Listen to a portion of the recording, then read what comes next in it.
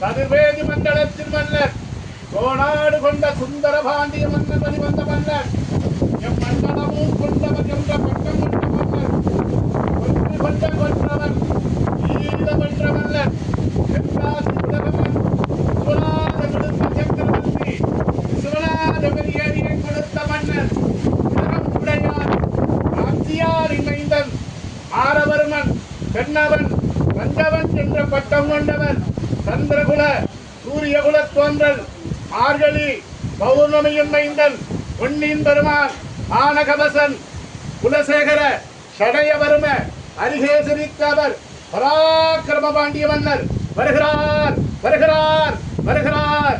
இந்தங்கோட்டையில் ஜீவ சமாதியாக இருக்கிறார் இருக்கிறார் இருக்கிறார்.